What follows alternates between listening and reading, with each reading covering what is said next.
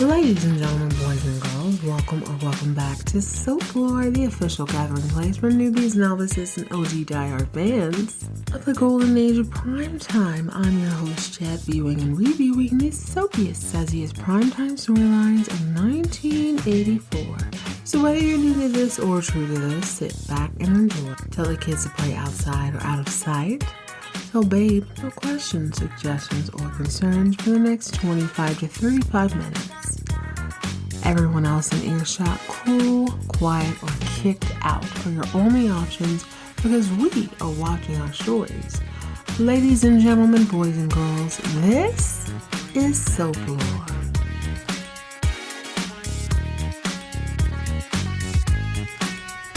Hello, gorgeous. Welcome or welcome back to another fun-filled edition of Folklore. All you newbies, novices, fiends, or everyone in between, we are back for another fantastic episode of Folklore. This is a double feature edition, so we have got to piggyback on the last thing we watched. I am riding a high. Abby Cunningham came out of the woodwork with the realness. She had the receipts. She had all the things she needed to do to collect her children and solidify them for the rest of season 3. I could not be more proud. She is not my favorite person, but I'm always going to watch to see what Abby does. Baby boy, baby girl. Oh, fantastic. Unfortunately, we are still riding the sadness wave of the death of Michelle Tretenberg. Damn. It's devastating. Grab yourself something bubbly, bright, something stiff. I don't care what you do. Do what you need to do to get through this episode because we've already paid homage. This is a double feature. I don't want to revisit the same thing, but I just want to understand. I'm not great. We're not doing well, but we're going to persevere, okay? We're going to persevere, and we are going to jump into some of the early 80s vintage primetime realness with Dynasty. Dynasty always will give you what you need. Dynasty is the camp you need to get through the rest of your day. So settle in, pour yourself something bubbly bright, and we're going to jump into season 4, episode 16 of Dynasty. Little girl. Why did I forget Kirby was walking around with preeclampsia or a toxic shock syndrome or whatever it is?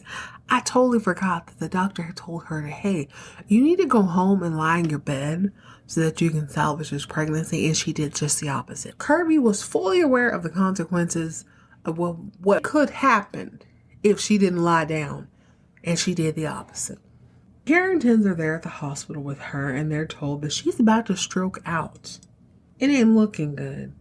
So as soon as she's stable, they want to go ahead and do a cesarean to try to salvage either both lives or one or the other. Unfortunately, this is where we've gotten to. It is worth noting that Adam is noticeably upset by the news because the last time they were in the hospital, last time he was there, he heard the doc say that the baby was too small to survive. So he's freaking out. Notice that Adam is on a 10 this entire episode.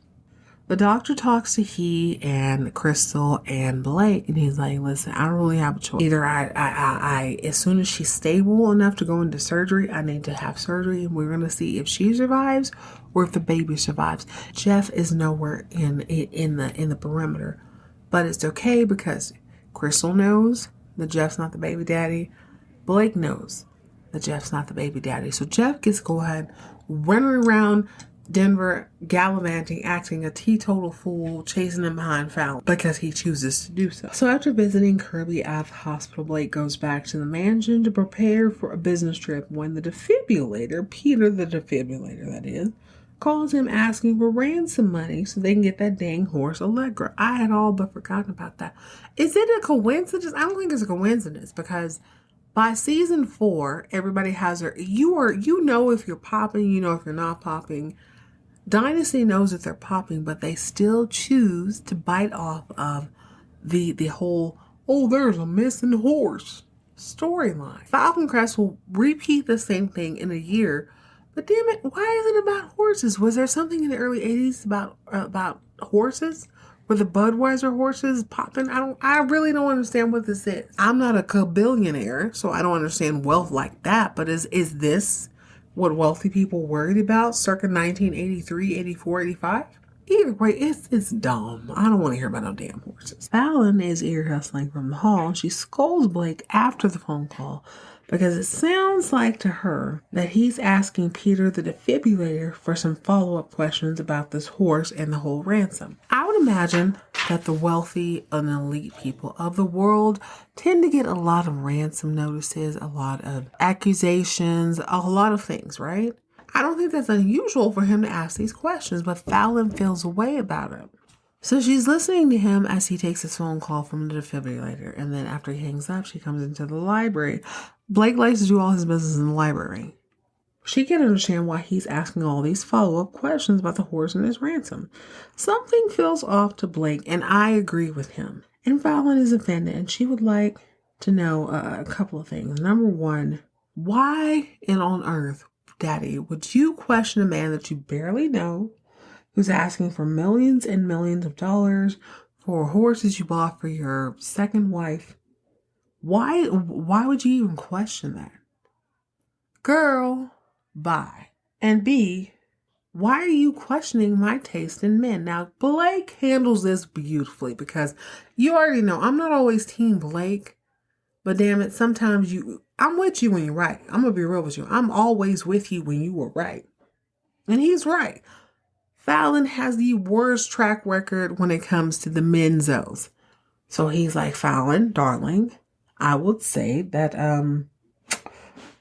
your taste in men is rather impulsive. I don't always know who I'm speaking to. I don't always know who you're sort of field you're picking from. So I'm always going to be precautious when it comes to business with your men. Period, point blank. Don't take it personal, but please take it personal because she has a crappy taste in men. Fallon's not having that. She has suddenly decided that there is a vendetta against my man. Peter the defibrillator, what I don't know what his name is. I don't know what his name is. But there's something against him. Why are you tripping about him? Because maybe because he doesn't blink. Maybe because he's a weirdo. Maybe because he speaks only 4 or 5 words at a time. That's why. You've known him for 4.5 minutes. You buying horses and you rearrange your whole life. Who wouldn't be concerned? This is what pisses me off so much about Fallon. Damn it, Fallon. You should be the brightest person on the show. But you continue to act a teetotal fool, especially when it comes to men. You cannot tell me that a wealthy girl like Fallon, a billionaire, circa 1981, would pick a non-blinking, coked out, rail-thin weirdo to be her man. You got me messed up. I refuse to believe that. Fallon feels there's some sort of conspiracy against my man. And Blake folds. He's like, well, okay, your mama did tell me that once upon a time, this weirdo was in some weirdness. Fallon's like, how dare you believe my mother? Fair. That's fair. But also, if you watch the show, Alexis doesn't necessarily lie. She told us this season too. She might exaggerate a few things, but she ain't never really lying. So if you dig into anything she's saying, there's probably some truth. Maybe she expands on that. Maybe she doesn't. Fallon's like, okay, I'm going to settle this. Daddy, the horse was kidnapped. Seriously. I don't care. We only known him 10.5 minutes. The horse was kidnapped, Daddy. Oh my goodness. This girl drives me nuts. Really? Really? It is suspicious. Let's be real. Fallon wants to get to the bottom of this. She goes to her mother's house. She's like, Mommy, I need to talk to you. Alexis is in a fabulous silk robe with fur cuffs or whatever you call it at the wrist. She's got like a fur situation going on. It is beautiful. Fallon's like, Mom, what are you going to be honest about the story you made up? Alexis is real. She's like, girl, I make up stories all the time. You're going to need to be a bit more specific, darling. What are you talking about? The one about Peter being a weirdo. Oh, no, baby, I didn't make that up. That is a fact. Matter of fact, I saw that with my own eyes. This isn't even hearsay. So back when I was in New York, Peter was dating this French actress. She was trash. She was the worst actress I've ever seen in my life, etc. But he played her to the point where she wanted to exit the world via a self-inflicted wound, if you will. I saw that with my own eyes, baby girl. This is the truth. Fallon doesn't want to hear that. She's like, you know what, Mother? You are so jealous of me. Now, I stopped as I'm listening to this. I stopped. I'm like, wait, what? Alexis said the same thing. Girl, wait, what? How on earth, darling, could I ever be jealous of you? I agree. This is not petty. This is real talk. You have to know who you're barking at. Think about this, soap fiends. Would you rather spend a day with Alexis or would you rather spend a day with Fallon? I barely got that sentence out of my mouth before I almost gagged. There is no way in hell I'm going to spend a day with Fallon. It is all about Alexis. Alexis like, girl, why on earth would I be jealous of you? You are my child. I don't want anybody on earth playing you. That's why I'm saying what I'm saying. And you don't have to like it. But I'm not going to shut up about it because I know he ain't ish. And I know you deserve better. So I'm going to say what I need to say. Your dad and I happen to agree on this. He's a weirdo. You know it. This fool hasn't blinked since he's been with you.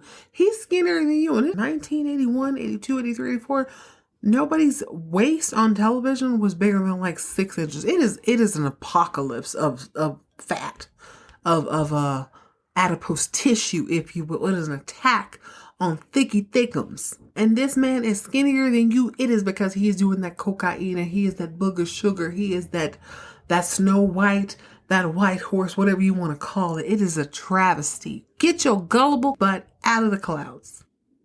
Also, I believe Alexis because she has a different posture when she's telling me the truth. I suppose this meeting with her daughter was a non-factor because she moves on. She ends up going to the opera. She's wearing this killer outfit. It is all white skirt suit. So the skirt is this long sort of fitting skirt in all stark white.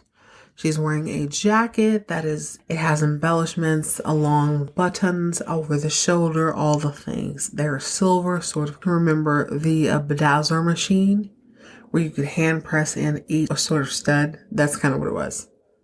But she looks amazing. Hair slicked back. I love Alexis with a slick back hairdo. And we were in her penthouse after the fact. She's telling Mark, do you know that once I was in the opera, I looked around and the only hottie available was you. You were the hottest guy there. Oh my God, Mark, you're so hot. Mark's like, well, yeah, I know I'm hot, but you're also hot, Alexis. I couldn't keep my eyes off of you. I couldn't wait for this to be over. I thought about you. She's like, yeah. He goes, yeah. He takes off her necklace and she's like, yeah, make sure that gets to the jeweler tomorrow. Fix that clasp. I'm your boss. You work for me.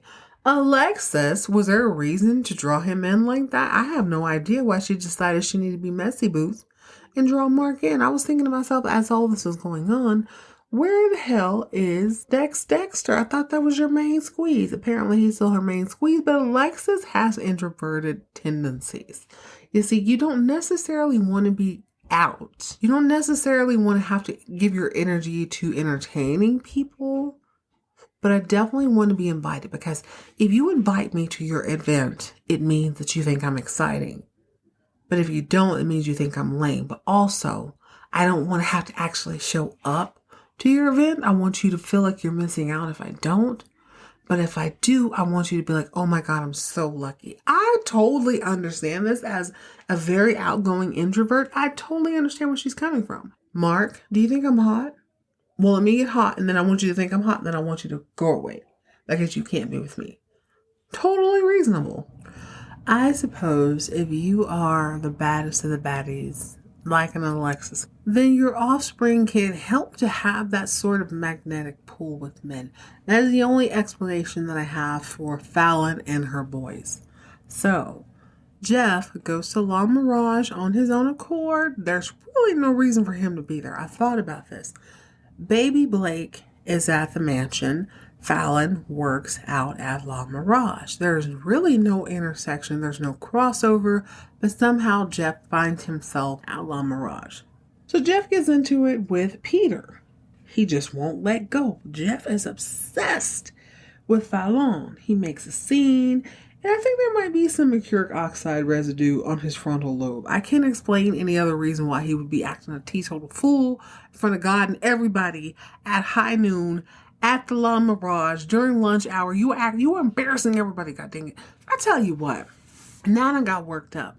Now this man has had a full-fledged fight with Adam. Adam is from Billings, Montana. I fully expected Billings, Montana to be a roughneck, blue-collar dude who could have waxed the floor with a preppy boy like Jeff, but that's just not the case. I don't know what it was with Jeff today. Jeff's like to steal children. Jeff's like to manipulate women into false marriages, even though they know how that's going to end. Jeff's like to chase skinny women who like anorexic men. It is infuriating to me. But for some reason, Jeff sees Peter the defibrillator at the bar at La Mirage. He feels like he needs to get Buck in his face. Baby boy, don't you know you're married to someone else? What are you doing exactly? And my girl Fallon, for the first time in 4 seasons, makes the proper assessment. She's like, dude, break this up. First and foremost, you were not my man. I decided you weren't worth my time. You need to move on. Aren't you married to a whole nother woman? And also, isn't that whole nother woman in a hospital fighting for her life and the life of your child? She's right, even if she's a little bit wrong. Says Jeff, be a man, go to the Denver hospital and make sure that your wife, current, can give birth to your child so that my baby has a sibling. You know what? It took long enough. It took, almost 100 episodes for me to finally agree with Fallon. And I agree wholeheartedly. Something about that speech resonated with Jeff. He's like, dang, you're right. I'm just wrong. Even though he knows that the baby that Kirby is carrying is not his. He heads to the hospital and he meets a distraught Adam. I cannot stress this enough. Adam is absolutely beside himself this entire episode. And Jeff is overwhelmed with the reality of the situation. This is not his baby, but it's Adam's baby. He can only imagine how he would feel if it was baby Blake. So he's like, yo, Adam, I'm so sorry about everything that's happening to you. I'm also really, really sorry of accusing you of poisoning me with mercuric oxide in my office. I hope you can find it in your heart to forgive me. Listen, Adam off the meds may be a little bit unpredictable, but he seems to be a very reasonable person. I have to admit that. He hasn't done anything extremely wild in a very long time. So I feel like under normal circumstances, he might have apologized, but this is not the time nor the place. He got a whole baby and a potential wife, fiancé, that could dissipate in any moment. So this ain't the time for reconciliation. Okay, so meanwhile, Peter, the nose crack piper, is out of control this entire episode. He's talking to authorities like they're peasants. He's running his mouth left and right. Peter don't realize that he don't want anything but his bathwater and maybe Fallon. So what had happened was, Blake comes back from his meeting. He was in a random meeting with like random congressmen. And the first bit of news that he hears is that Peter and Fallon are ready to tell him that the horse is home. He's like, oh my God, that's great. But also, really? Allegra was returned that easily?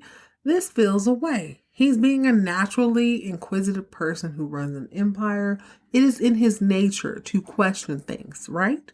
That's what you want. So he finally gets to see Fallon and Peter the defibrillator. And he's like, hey, why didn't you guys call me? Fallon says, well, Daddy, you were in an important meeting. He goes, call me in the middle of a meeting. I'm always available. I agree with him. All of us in corporate America, please, there's no better time on earth than to call me than during a meeting. But Fallon acts like it's a faux pas. I can't do that, Daddy. I didn't call you out because you didn't need to be called out. So the defibrillator, long story short, starts gaslighting Blake, who just has natural questions. Well, how did you know the horse was there? Where did you pick up the horse? Did you give him all the money? Where'd you get the money from? You cashed off the diamonds? Okay. Yeah. So the defibrillator claims in this instance that he had the money and that the kidnappers told him to meet him 2 miles away from the Carrington compound. He meets them 2 miles away and they say, leave the money behind a rock that has been painted blue. Are you absolutely serious? The defibrillator can't understand why Blake doesn't believe this hook, line, and sinker. I'm with Blake. Like, this sounds like a very, very likely story. It's only 2 miles away. Like, did you bring the proper equipment? There, he has natural questions. The Fallon gets buck in her daddy's face. Like, how dare you question my man? How dare you question my man?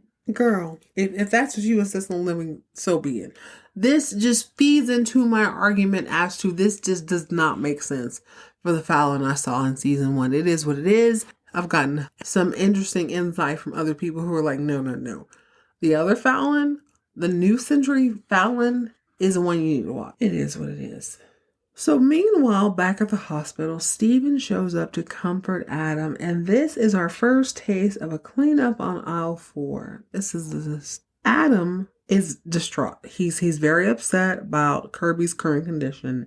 Steven comes in and he's like, yo, Adam, you don't need to worry. He's all huggy, kissy, boo-boo face, and he's like, listen, back in the day, Kirby was a brave little girl who survived a canoeing trip solo because she didn't want to wait for anybody else.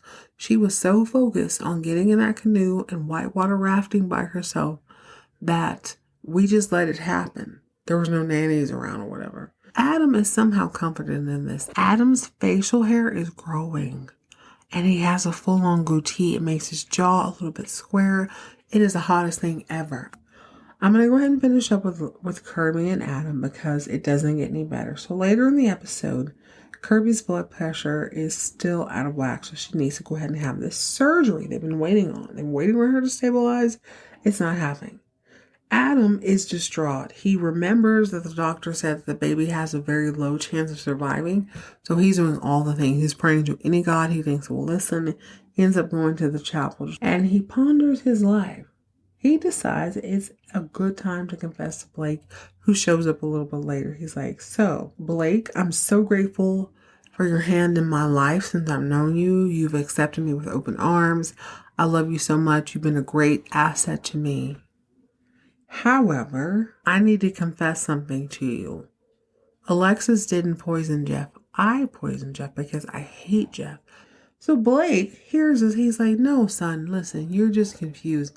You're just protecting your mother. Your mother is a vicious barracuda of a woman. She totally set this up. But he's like, no.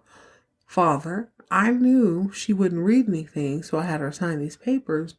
And I decided to poison him because he's stealing my life, and I was jealous. They don't have time to get into this because the doctor enters the room and he says, Kirby is alive. So we know Kirbytheus is perfectly fine. Adam is wondering about the baby, and the doctor tells him that not only that it was a girl, a little baby girl, but unfortunately she didn't make it. Adam crumbles like a cheap suit. I'm not gonna lie. Adam crumbling like a cheap suit was so sad. It broke my heart, which is why I didn't want to attach what I attached to the other episode. I'm not even going to speak on it. We're going to move on. It was horrible. But per Dynasty's characteristics, there's always a silver lining. And the silver lining in this episode is our good sister Tracy. Now, I have waited for Tracy to pop off. I figured if you name an entire episode after her, she has to be impactful, right? She, Dexter, the defibrillator, they're all making waves. Per Dynasty usual, the back players, the mid players, the low players are the ones carrying the show. Tracy's in her office doing her thing, and she decides to spill the beans to Blake, who comes in looking for Crystal. Crystal's obviously not there because she's doing I don't know what, even though she didn't have PR experience. Tracy says, hey, did you know that your ex-wife and one of your board members are canoodling? Blake's like, you don't say. She said, yeah, Blake, I thought you just might want to know. He said, you know, baby girl, you are paying dividends. I love having you around. You are my girl, okay? I love having you around. Tracy sort of basks in this praise. Blake decides at a later point in the show that he needs to confront Dexter, although he forgot who he was speaking to. Dexter ain't no punk. Blake said, listen, I can never tell you who you can and can't date, but it doesn't look good that you were sleeping with the enemy. Dexter says, it may not look good, but it definitely feels good. I'm not going to leave Alexis for nothing or nobody. Get over it It is what it is. That's what it's going to have to be. But Alexis is not done with her power move. So power move number 2, if you recall, number 1, she wanted Mark to want her only to sun him, be like, yo, run out and run my errand. On the second attempt, she invites Congressman Neil McBain. You might remember that name from last season when she blackmailed him and he choked her out right by the door for office. As he walks in, she goes, God, you must really favor that spot. That's where you tried to kill me and failed, you weirdo. He's like, don't even worry about that, Alexis. I'm willing to let bygones be bygones. She's like, yeah, I agree. Totally. But I also hear that you're telling my homegirl who's married to another congressman, you were telling them that you had the hookup for all of the blah, blah, blah, political. So he says, yes, absolutely. I want to be your political advisor. She's like, no, I don't want you to be my political advisor, but I want you to advise me on advising who I should pick for my political advisor.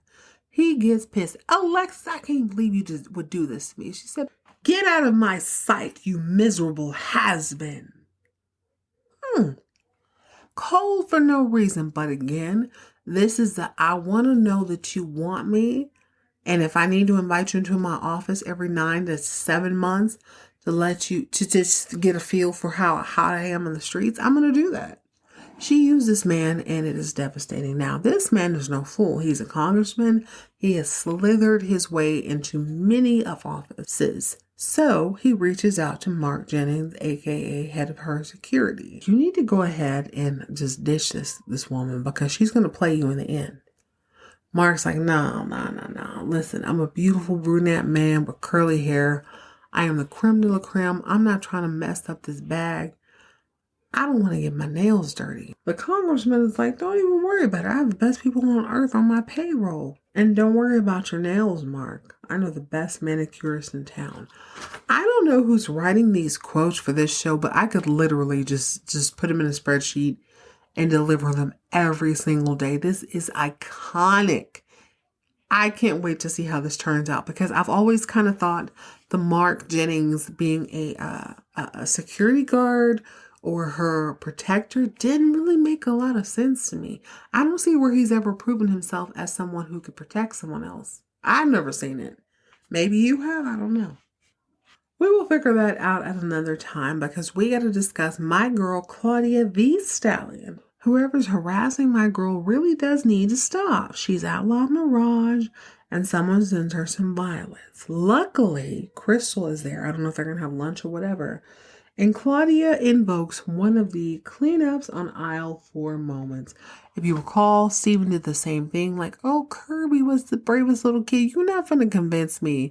The broke Kirby, who was the daughter of the maitre d' or whatever you call him, Joseph, was afforded the same lifestyle as a Fallon or a Steven. You stop playing in my face. Claudia's like, yeah. So I remember the day that I testified at Steven's trial and how later I crashed a car with Lindsay inside. I woke up in the hospital and I never actually saw Lindsay, hint, hint, or my ex-husband, Mr. Hips McBiddlebickley Blaisdell, hint, hint. The fact that the Dynasty is bringing this up, I am fully expecting Lindsay and or Matthew to pop back into the story because why else would you bring them up by name?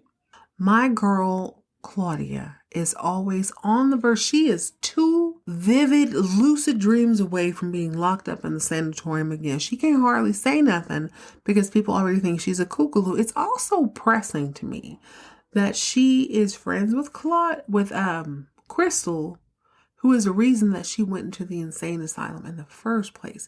So she's keeping it in mind, but I think she's having very lucid thoughts here. She's right. She never actually saw Matthew. She never actually spoke to Matthew. She never actually saw Lindsay after the accident.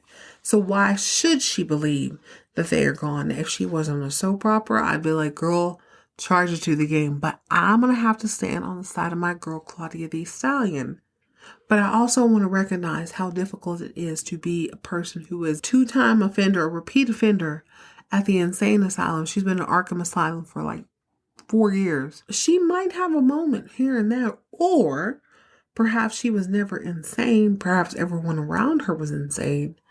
And she just had to sort of deal with the consequences. It is what it is. I'm fully expecting either Matthew and or Lindsay to show up at one point. I certainly hope Matthew don't come back because, God, although I respected his business partner, he got on my nerves. Okay, so this is one of the best parts of the episode. Remember when I told you that Tracy has entered her snitch era, and she told Blake about the relationship between Dexter and Alexa. Dex, in his beautiful back hair, has not forgotten that. You know what? There's only one way for him to have found that out, and I think it is by Tracy, the super savvy New York transplant who's suddenly living in Denver. So he goes over to her office. Actually, let me correct myself and let me be petty here. Tracy does not have her own office. Tracy shares an office with Crystal, who wears cream almost every day of the week. And Tracy has her own little nook within Crystal's PR office. So Dexter shows up and he says, "Hey, pretty girl, are you willing to chat with me in my beautiful back hair?" She says, "No doubt." Dex has done his homework. He's well versed in the fact that Tracy's reputation precedes her. She's an ambitious person who will do whatever needs to be done. He gets the feeling that she is trying to be on Blake's good side, if you know what I'm saying. Tracy is not one to fold, so she does this whole sing-song. "Oh, why would you think that about me, Dex? That's so unreasonable." As she's saying this, she's massaging his hands. Now, I don't always pick up on these signs, but I'm like, okay. She doesn't necessarily want him, but she wants to throw him off. She says, "You know, Dex, messing with a chick like me might put you in some boiling hot water." So he raises his big, beautiful paws. He flips them back and forth, kind of like the Beyonce single ladies movement. And he's like, "Look at that, Tracy. Oh my God. I'm not burned at all. Doesn't seem like I'm boiling." As in, check. Chick. She starts massaging his hand and she says, "Well, clearly you haven't been around me long enough." As in, almost checkmate. This is one of the best developments of season 4 across the board that I've seen thus far. I can't wait to dig into how this turns out. But in the meantime, in between time, at long last, Tracy has woken up. She's ready to play. I love that they introduced Dexter because he's also ready to play. Try your best, Tracy. I am a kabillionaire. It seems like the kabillionaires always win. We're going to have to sit around and wait and see what happens. That's it. That's all. I hope you enjoyed today's double feature of Knots Landing and Dynasty. Join me next time as we jump into another fun-filled edition of Soap Lore, where we focus in on Dynasty. We need to see what's going to happen. In the meantime, in between time, God, don't fall in love with the Peter Crackpiper of Piper. Stay hydrated, stay moisturized, mind your own business, and keep all of your drama on TV.